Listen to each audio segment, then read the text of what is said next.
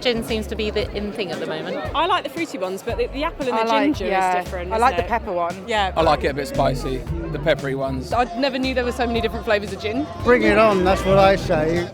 You might not think an autumnal afternoon in southern England would be the place for hundreds of people to come together to sample an army of different gins, but you'd be wrong.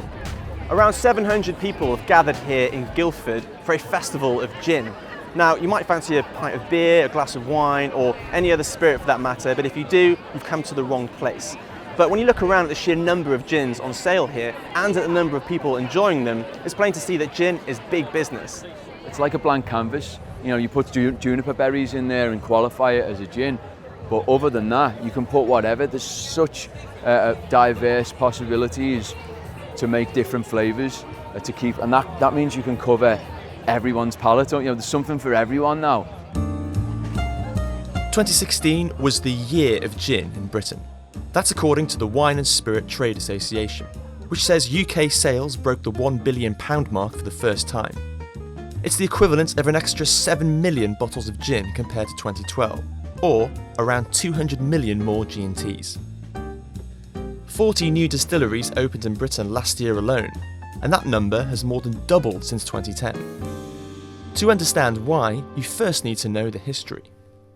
The gin law, which dates back to 1751, was introduced to prevent people setting up small distilleries at home, which were commonplace at the height of the London gin craze of the early 1700s.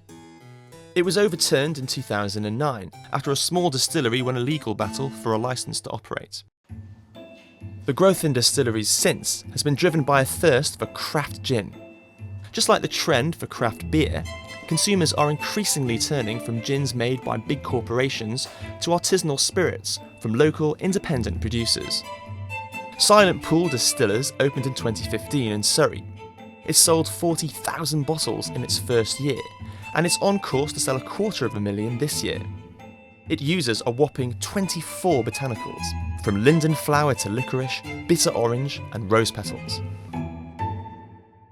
There's nothing hidden, there's nothing round the back that looks like an oil refinery, nothing leaves unless it's in a bottle. So there's no sense of what did they really do to it. You know, when it went off on a truck and came back, were they sticking chemicals in it? Were they, you know, what really went on? It's a completely pure process that people can see from end to end. As more craft gins enter the market, a gin subculture is growing. Small batch distilleries are putting on educational tours with tastings, while specialist gin bars are emerging, some offering over 500 different gins and as many as 30 different types of tonic. For the multinational drinks companies, craft gin is both a threat and an opportunity. What the bigger players are doing is they're starting to buy up some of these successful small craft brands. So you've seen recently Beam Suntory have purchased Sipsmith, and then before that you had Monkey 47 being bought by Pernod Ricard. But the reason that people drink these brands is because they're independent, they're very good at doing what they do. It's about, you know, buying them up and perhaps giving them more investment, more marketing muscle, but leaving the actual distillers to do what they do best. Those involved in the craft gin scene talk a lot about the perfect serve. The new trend for wide-rimmed copper glasses and the creative use of garnishes has been heavily influenced by Spain, one of the world's biggest gin markets. But while craft beer has taken off around the globe, can craft gin do the same? Craft brewers have taken over 12% of the US beer market. I don't see the same level of success for the distillers, partly because national tastes are so varied.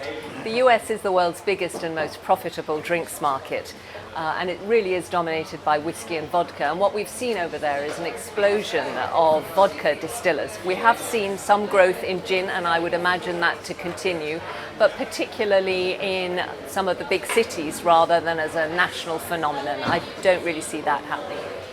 Craft gin might not explode across the world in quite the same way that craft beer has, but the new wave of craft gin distillers have shaken up the market. Consumers like the choice, they like the bold new flavours, and they like the authenticity they're seeing from the independent brands. The big mainstream brands are sitting up and taking notice. Daniel Garrahan, Financial Times, London.